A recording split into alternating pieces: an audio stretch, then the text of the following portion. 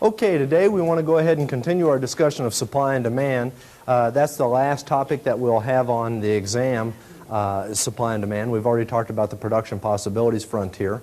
And supply and demand, we'll use considerable more time talking about that. If you'll remember, we just developed the basic supply and demand model last time. Quantity of X, whatever X is, it makes absolutely no difference whether we're talking about basketball tickets or new cars or just whatever, everything in between. Here's price on the vertical axis. By the way, you always want to be, when you're drawing these curves, always label your axis so you know what is being measured along or on your diagram. Okay? If you'll remember, we said the law of demand tells us that as the price of a product goes up, people buy smaller quantities of it. As the price of a product goes down, people buy larger quantities. And we can see that inverse relationship right here. Higher price, let's show that. Higher price, smaller quantity demanded. We're moving up the curve. If the price goes down, quantity demanded goes up. We had the law of supply. The law of supply says there's a positive relationship between price and quantity supplied. If the price of the product goes up, more is offered for sale. And why is that? And the answer is, well, because there's a bigger profit at higher prices. If there's a higher price, the supplier earns a bigger profit, so the supplier says, wow, I want to do that. I want to sell this stuff now that I earn such a big profit. Before I didn't care so much because there wasn't much profit, but now there's a big profit, now I care. And then we talked about the price, how that at any price you would start off with, high or low, unless you hit this exact price where the supply and demand curves intersect, any price higher than that would create a surplus of the product. Quantity supplied would be greater than quantity demanded at a higher price. And so the surplus would cause the price to go down. There'd be sales, that's generally what they're called in the retail trade, is companies would put their product on sale. And so the price would go down toward this, what we call the equilibrium price, P-E-Q, equilibrium. Okay? If we started off with a price that's below the equilibrium, there would be a larger quantity demanded than the quantity supplied, so there would be a shortage of the product, and that would push the price up toward the equilibrium price. And so it makes no difference where the price starts. There are automatic forces that take place in the marketplace that would move us to that equilibrium price. And then, of course, this is the equilibrium quantity, where the supply and demand curves intersect. This is the point where the market's always moving toward, always. We're not always there, but we're always moving to that point.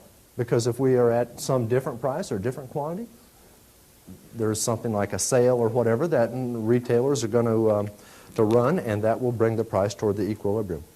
Now, what I mentioned to you is this, is that as long as the supply and demand curves stay in that position, do not move, then the market stays at this point that we see right here. Whatever the price would be, $2, whatever the number of units are, 100 units or whatever, we will stay at this point indefinitely as long as the supply and demand curves stay where they are. In the real world, though, supply and demand curves don't stay where they are right there. In the real world, they move sometimes on a daily basis, sometimes on a minute-by-minute basis. And so that's really what the action is. We've just got this up here to show us a starting point, but the real action in the marketplace is when the curves shift. And we want to talk about those curves shifting today, what causes it, and so forth. Let me kind of move over here. We'll come back to this diagram in a little while. But let me come over and talk about shifts in demand.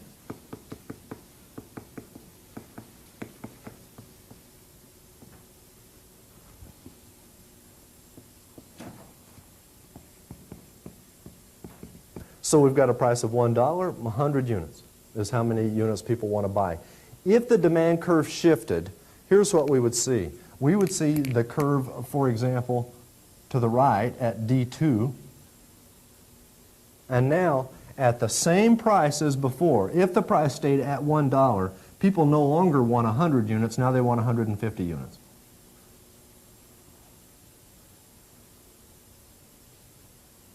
So, a rightward shift in the demand curve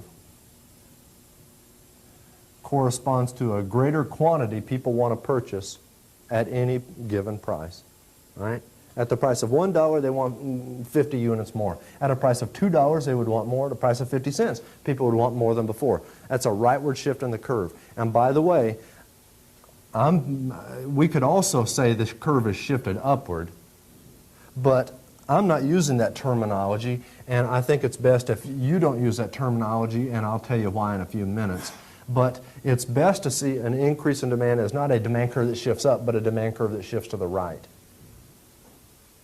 Greater quantity at any given price than previously. I mean, people want a greater quantity at any given price than they did previously.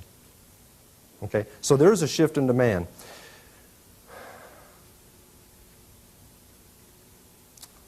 Let me come over here and draw you another demand curve, and then I'll go back to that one in just a second.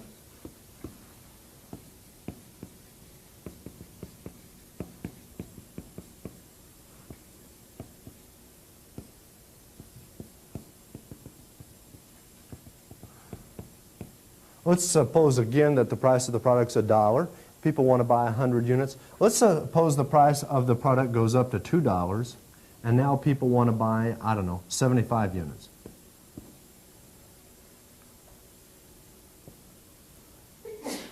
Okay, now here's what we're seeing down here is the price of the product went up and people want to buy fewer units. The term we use here is we say there's a change in quantity demanded. And now all I'm doing is trying to familiarize you with this terminology, because over here I'm talking about a shift in demand or a change in demand.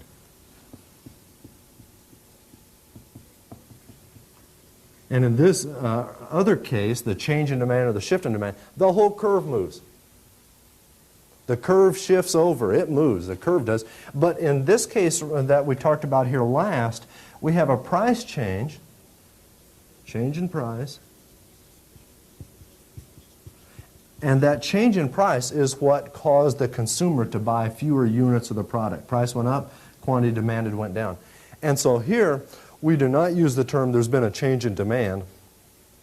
We use the term there's been a change in quantity demanded. And you might think, what's the big deal? We'll come back and talk about the big deal later on. But right now, just familiarize yourself with the terminology. If the curve shifts, we say change in demand. If we move along the curve from one point to another, from point A to point B, that is only caused by one thing. The price changes. That's what gets the ball rolling here. And now consumers want fewer units, down from 100 to 75. But we don't say, oh, look, there's been a change in demand. What we say is there's been a change in quantity demanded.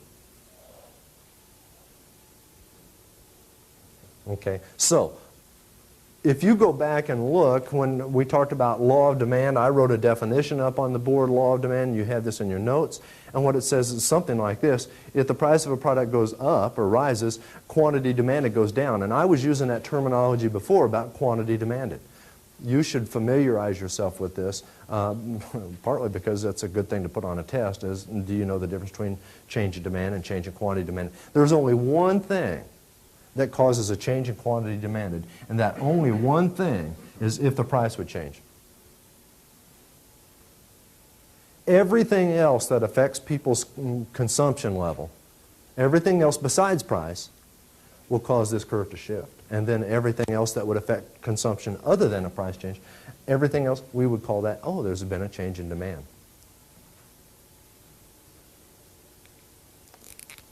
Okay, so just to have that terminology out there. As I say, we'll come back in a little while and talk about why this is that we make such a big distinction between demand and quantity demanded. And by the way, I'll mention it and then we'll come back to it, but the same thing's true as well with the supply curve. We talk about a shift in supply and then a change in quantity supplied, and it's the same kind of a deal. We'll see that in just a few minutes.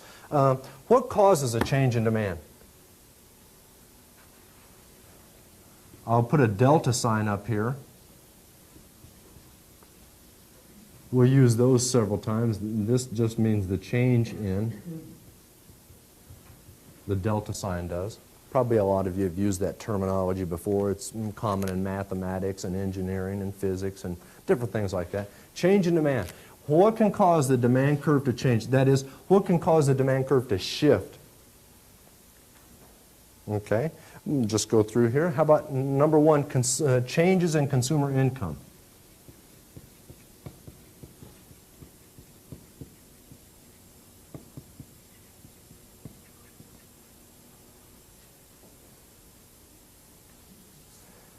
Does that make sense to you? If you become wealthier, if your income goes up, you're more likely to buy a nice big car than if your income was low. Right? Or a bigger house, or how about more food? You think you'd buy more food if your income went up? Maybe not more, maybe it'd just be different food. Not so many McDonald's hamburgers and maybe more T-bone steaks. I don't even know, whatever it is you like. Okay, so in this particular case, if consumer income went up, now people are likely to buy more of the product at any given price. Like if the price of the product was $1 and you were buying 100 units of that product, and all of a sudden your income went up from, let's say, $20,000 a year to $40,000 a year, you may now be buying more of that same product. Even though the price is the same, you're buying more. That would be an increase in demand. So what we'll say here is for normal goods, normal goods, what we have is this situation. An increase in income produces or results in an increase in demand.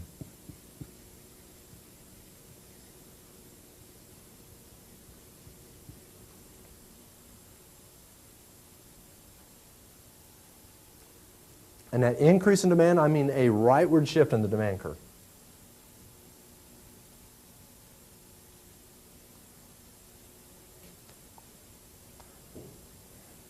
This term right here, I don't mean in this sort of informal way that everybody has used the term normal. Oh, you know, I normally do this or that. I don't mean to use the term normal in that sense. What we're talking about here is a technical term. Normal goods in economics are goods where there's this positive relationship between consumer income and demand. The normal good case is a higher income, a greater demand. Okay? And so, for example, just to kind of come back and put this in, maybe here, D1, this is where consumer income is $10,000, and D2 would be where consumer income is $20,000. The demand curve shifts to the right. Okay? Let's talk about this second case. B. Oh, I don't want to go on to the second case quite yet. It also works in reverse. That is to say, let's say consumer income started off at $20,000, went down to 10, then if you start off at $20,000 and income goes to $10,000, then the demand curve shifts to the left. So I could have done, or I guess I should, come back and say also, if income goes down, demand goes down. That is to say, the demand curve shifts to the left. Okay? But even now, there's still a positive relationship between income and demand. If income goes down, demand goes down, they're moving in the same direction. That's a positive relationship. Okay? B. Inferior goods.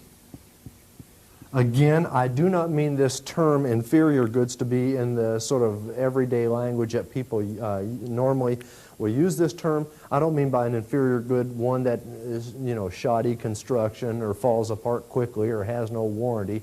I mean by an inferior good, a technical term, it just means that if consumer income goes up, then that results in a decrease in demand. Consumer income and demand go in the opposite direction now. There's an inverse relationship between consumer income and demand. Could also reverse those arrows. If consumer income went down, then the demand would go up. Now, inferior goods, just to think about this in sort of general terms, an inferior good, that's something that we want more of those. Not necessarily want more, but that's what we're going to buy. We're going to buy more inferior goods if our income is lower. Let me give you an example. Suppose that your income went down, and you may think, boy, it couldn't go down much more. But suppose your income went down and down and down and continued going down. then after a while you might be eating stuff like potatoes, you know, because they're kind of bulky and not very expensive and they'll sustain life.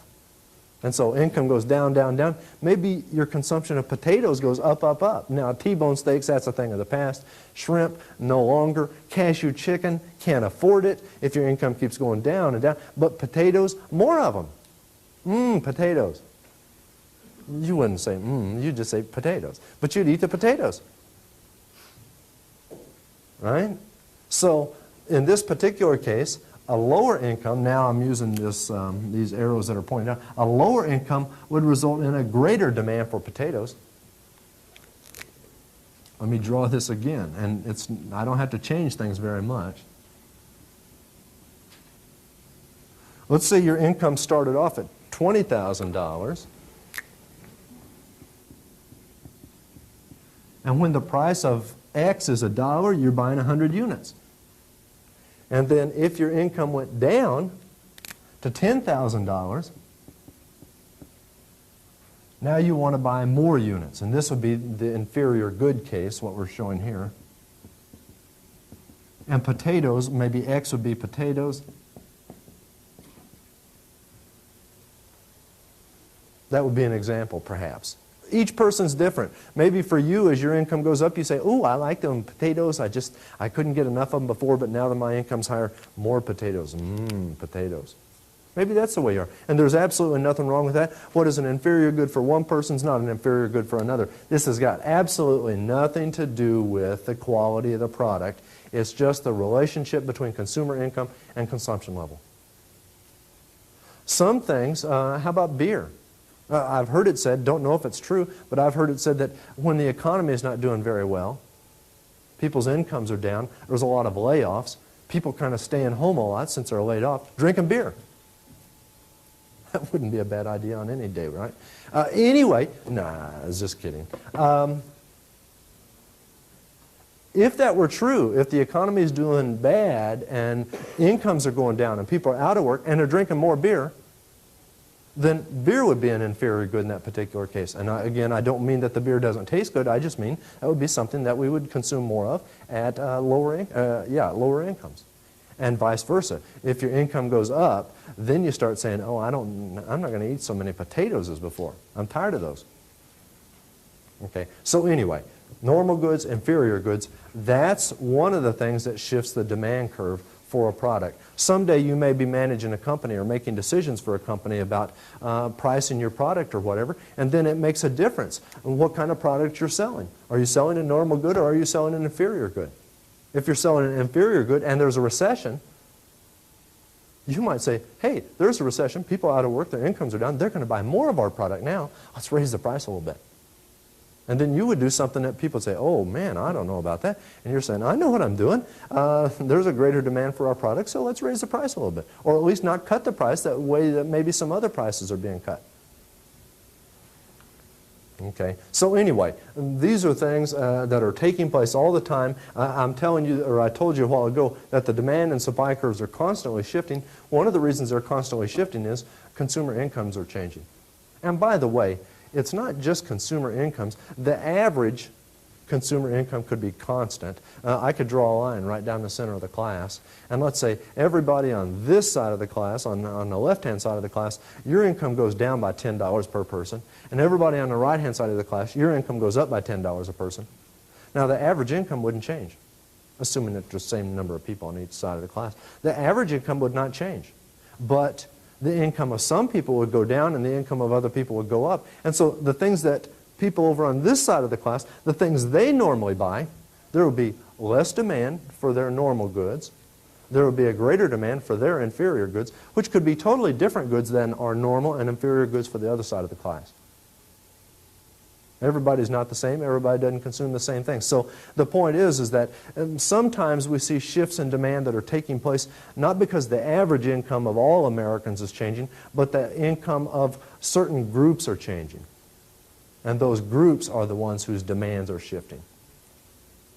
Okay? So anyway, changes in consumer income. A second thing that affects the position of the demand curve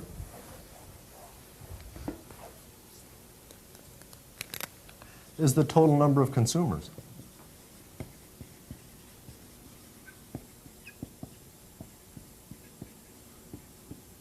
I should say changes in, sorry.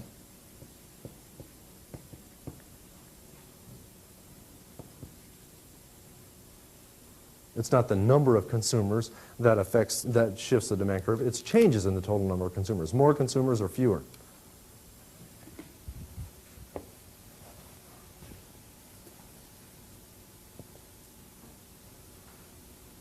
Let's start off with the demand curve in this position, D1, and maybe the population of, gosh, I don't know, the population of Springfield is 100,000 to begin with.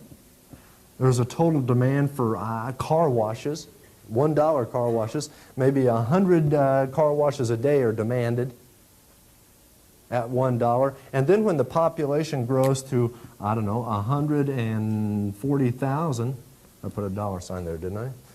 140,000 people. Now maybe the demand for car washes, maybe there's 150 car washes demanded per day, even though the price is the same. There are just more consumers, more cars, more car washes. I made this purposely not 100 and then 150,000 people because I didn't want the percentage change to be the same. There's no rule that says if the population grows by 40% that consumption level has to go up by 50%. It depends on how that population is growing. It may be, in this particular case, what it looks to me like is the total population grew 40%, but the number of car washes people want, that grew 50%, and so maybe our population growth was older people, and I don't mean to say, you know, ancient or retired, I just mean people who are 18, 20 years old and above, and so we get population growth, but maybe every single new person comes in with a car, and so 40% population growth, we get 50% increase in the demand for car washes.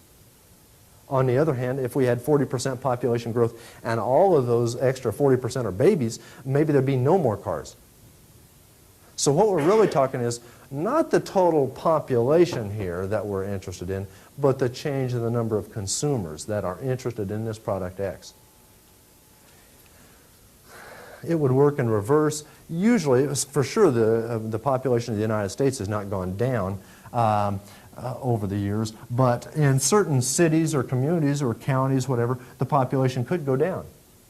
If the population went down, we would say fewer consumers in the typical case, fewer consumers, less demand. And then this curve would be shifting to the left rather than to the right. Pretty straightforward, isn't it? Number 3, changes in the price of related goods.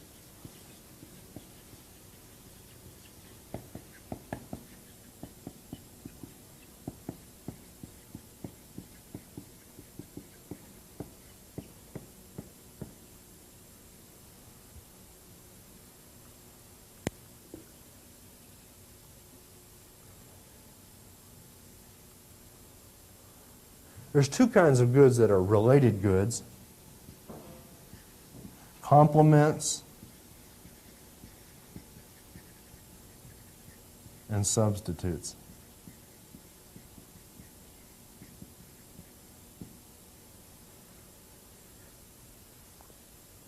If you'll notice in that word complements, C-O-M-P-L-E, it's not P-L-I. A compliment would be something like, I sure do like this class. That would be a compliment.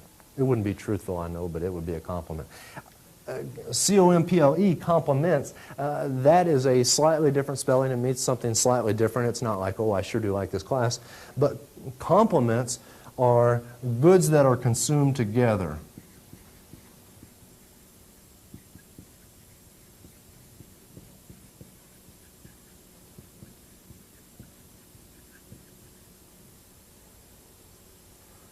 Okay. Now, what I mean goods that are consumed together, we were talking here about the good X.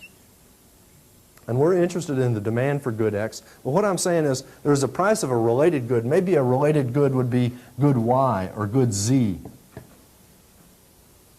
And I'm saying there can be a change in the price of good Y or a price in the change of good Z, a different good, not X, but a related good, and that could affect our consumption of X. Now, complements. Let's say that X and Y are complements. X and Y. Examples, how about this one? Here's gasoline for your car. That's good X. That's the one we're interested in the demand for. Gasoline for your car. And how about this one? Good Y would be tires for your car. Are those consumed together? Yeah. You get out and drive up and down the highway, and you're burning up gasoline, but you're also burning up the rubber on your tires, or whatever it is that your tires are made out of. Those are consumed together. So, what would happen? Let's say the price of tires goes, right now, let's say tires cost, I don't know, $25 a tire. Let's say they went up to $100 a tire. Then people would say, man, tires sure are expensive. I don't want to buy tires. And then when they say, I don't want to buy tires, they say, and I know I'm going to have to buy tires if I get out here and wear them out. So I'm not going to drive quite as much. And I don't mean to say I'll stop driving, but just not quite as much. If there's some occasion where I don't really need to make that trip, then I won't make the trip because I don't want to wear out those tires. So increase in the price of tires, increase in the price of good Y,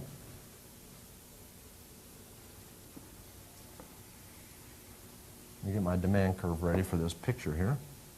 An increase in the price of good Y, so now we don't drive as much, and now that we don't drive as much, we don't demand as much gasoline either. So there's a decrease in the demand for good X, the gasoline. Increase in the price of Y, decrease in the demand for X.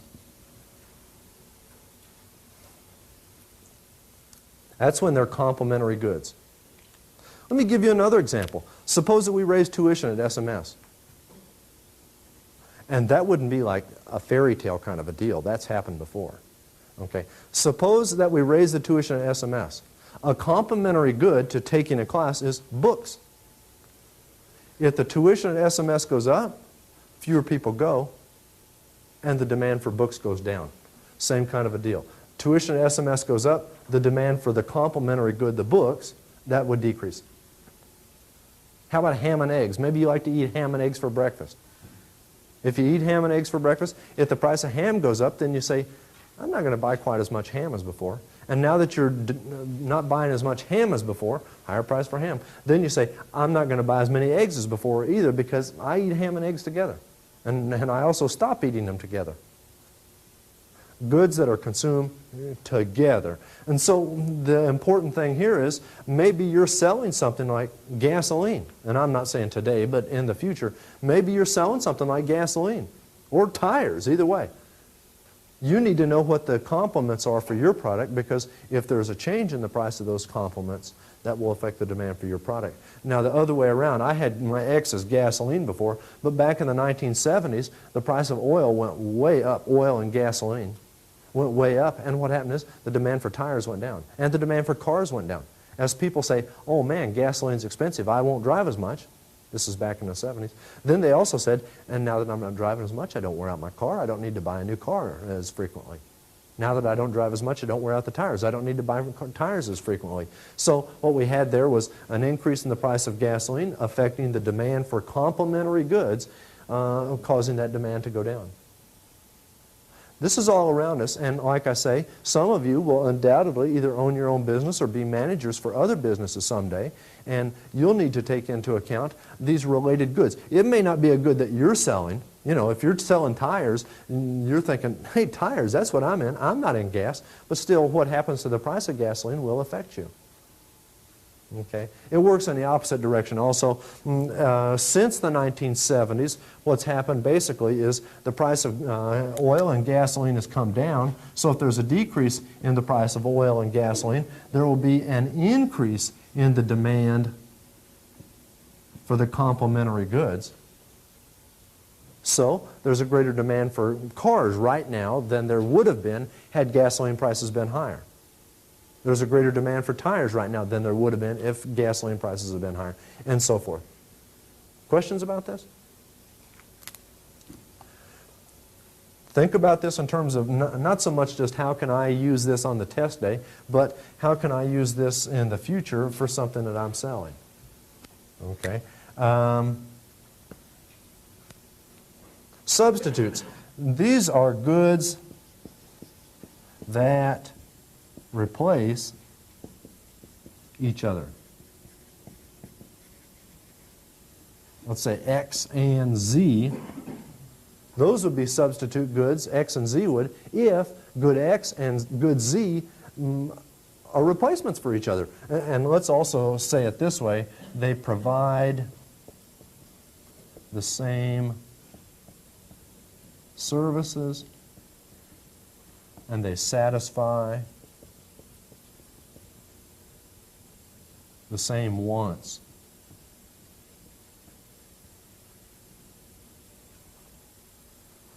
And I'm just stating this in different ways so that there's no confusion about what I'm talking about. Substitute goods satisfy the same wants, provide the same services. They're replacements for each other. For example, a Ford and a Chevrolet, right? They're both of them cars. They both of them take you from point A to point B. They both have the air conditioning, the power steering, and so forth. They're substitute products. And I am saying to you that a change in the price of one of those products will affect the demand for the other. Let's start off with an example. Let's say that we're looking at the quantity of X. That would be Ford cars. Let's say the price of Fords is, I don't know, $20,000. I'll say 20K, you know, like the big boys do. And maybe they sell, I don't even know how many Fords get sold a year. 3 million.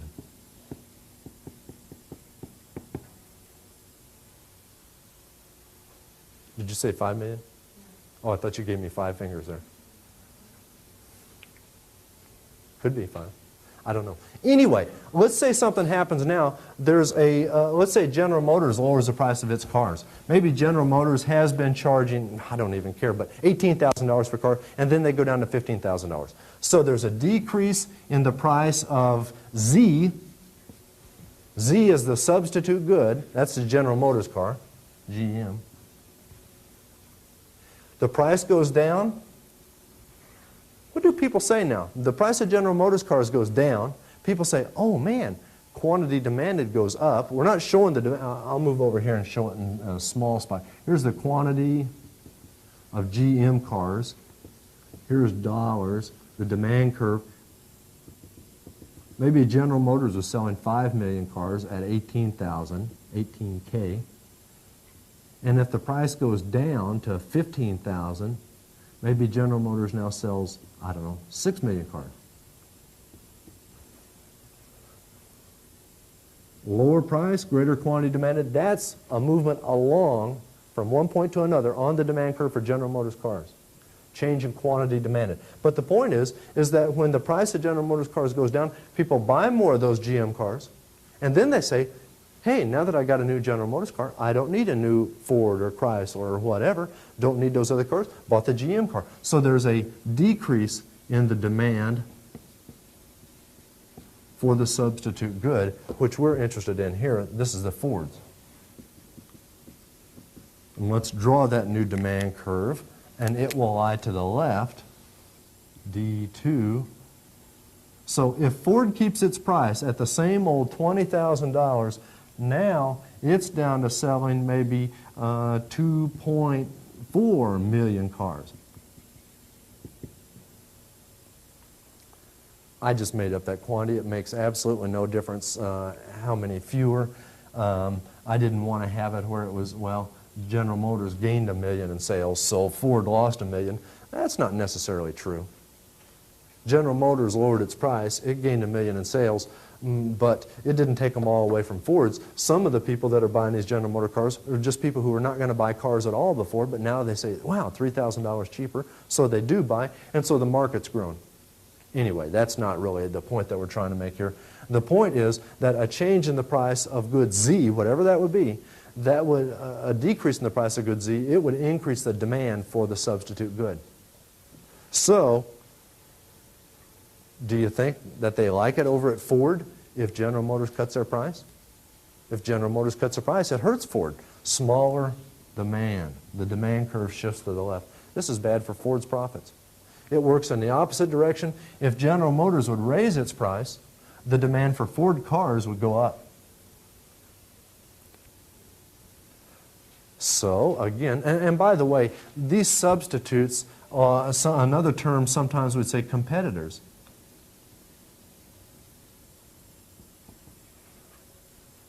if you are running a business someday and you're thinking about the demand for your product, what you need to be doing is thinking about what are your competitors doing with their prices.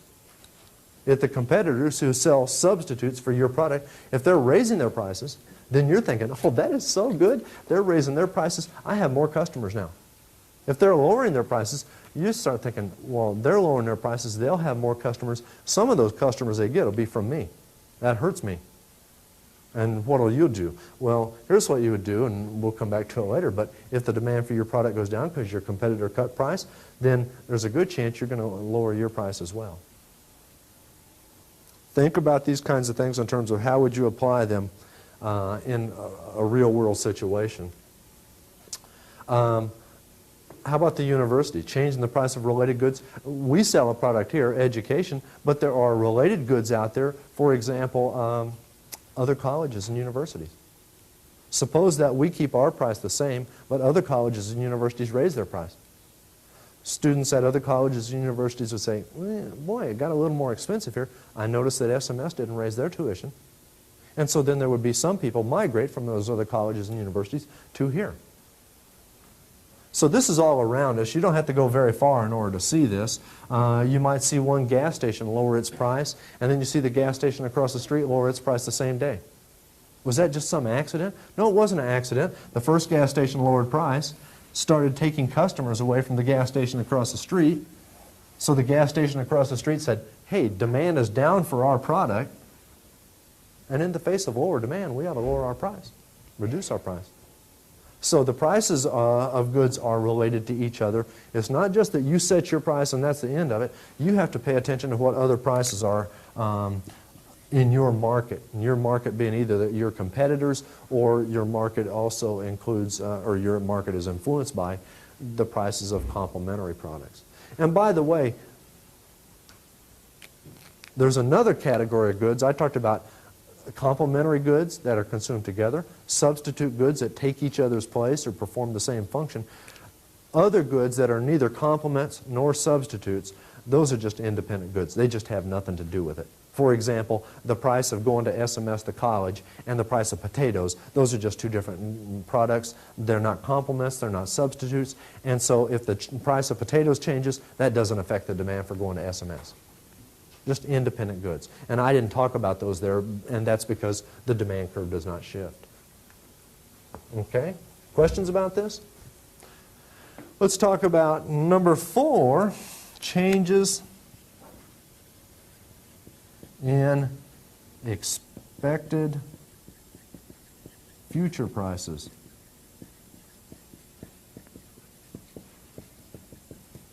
And when I say future prices of good X, the good we're talking about here.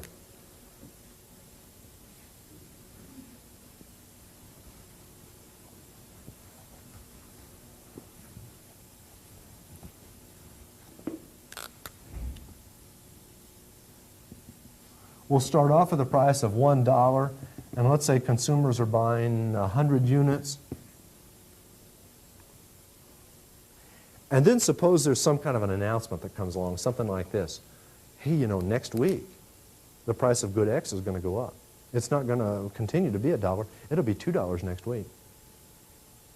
Now, here's how people will react to that. And you know how people react, but it's kind of obvious, isn't it? If the price of good X is going to go up from $1 to $2 next week, then what people do is they say, you know, maybe I ought to go out and buy good X today rather than wait until next week and buy it when the price is twice as high.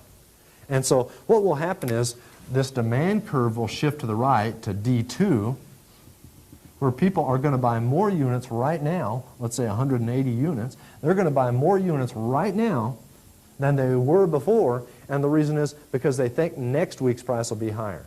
So here's where next week's price, P next week equals $1. That's where people did not think there'd be any price change. And here's where they think the price next week will be $2, and the price today is still $1. But they think next week it's going to be more expensive. Let's go out and buy it right now. So if they think there's an increase in expected future price, then that will mean that there's an increase in demand today. Today's demand. Not next week's demand, but today's demand. You know, there's actually going to be a reduced demand next week, isn't there? People go out and buy more of this product right now, and now they've sort of got an inventory of it, and then they don't buy so much next week. For example, let's consider gasoline again. Price of gasoline, let's say it's $1 a gallon right now. Maybe you're driving around, you got 5 or 10 gallons of gas in your car. You're just kind of driving around, minding your own business, and all of a sudden somebody says to you, hey, the price of gasoline is going up to $2 next week. Then what you say is, well, I'm not going to wait till next week to fill my car up. You go fill it up today. Now you're driving around 20 gallons of gas in your tank. You've got a bigger inventory. Maybe you can go for another week or two without having to pay that higher price for gasoline. If you expect the price to go down in the future, let's say somebody says to you, hey, you know, gasoline's only going to be 50 cents next week. I heard the price is going down. Then what you're thinking is, boy, I'm glad I heard that because I was thinking about going out and buying a little bit of gas this weekend, but I'll wait until next week when the price is only 50 cents and then I'll fill up then.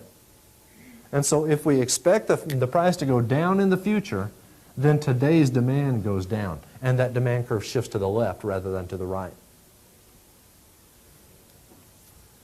Any part of this that doesn't make sense to you? It's kind of obvious, and I hate to have to sort of go through them like this one by one, but just to make sure it's clear to everybody. Does this happen very often when we have these expectations of future prices? Not a good deal, but things sometimes like gasoline or whatever, yeah, sometimes we'll get the word on this stuff. During inflationary periods, which is not too much of a problem right now, but during inflationary periods when prices are going up, people come to think that way. It's like, man, prices are going up. I mean, every week they're higher than they were the week before, and so people start accelerating their purchases on a weekly basis. And so what happens is, this doesn't increase the total demand for gasoline in a person's lifetime. This influences when do you buy the gasoline. Okay, any questions about this? Let's go on and talk about what causes the supply curve to shift.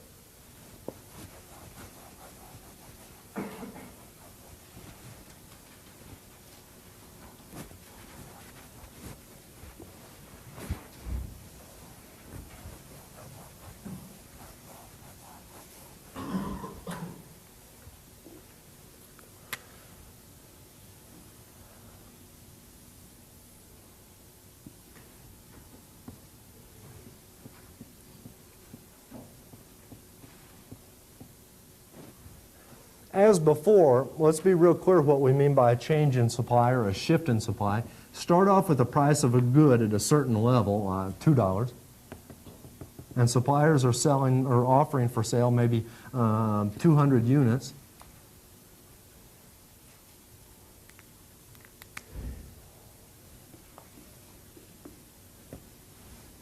If there's a change in the price of the good, if there's a change in price, let's suppose the good goes up to $3 in price, then we see a greater quantity supplied. But here's a movement along the curve. This is not a change in supply. It's not a shift in the supply curve. A higher price corresponds to a larger quantity supplied, but that's a movement along the supply curve. So this is a change in quantity supplied. Change in quantity supplied.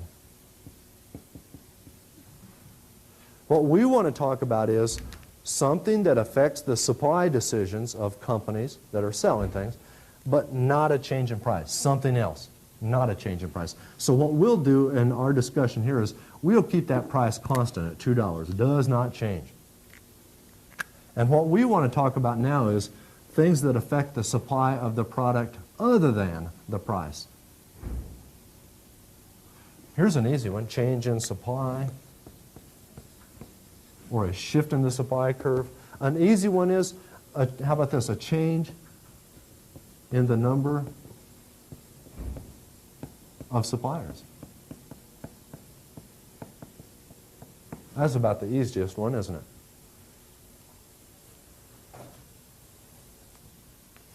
Let's say that what we have to begin with is 100 firms in a business, firms. There's 100 firms supplying this product. When the price is $2, those firms supply 200 units, whatever the product is. Now, one more firm enters the industry. We have firm number 101 starts up in business, And I'm saying that this supply curve will shift to the right to S2, 101 firms. And now, even though the price is totally unchanged, still at $2, now we're getting something like 203 units.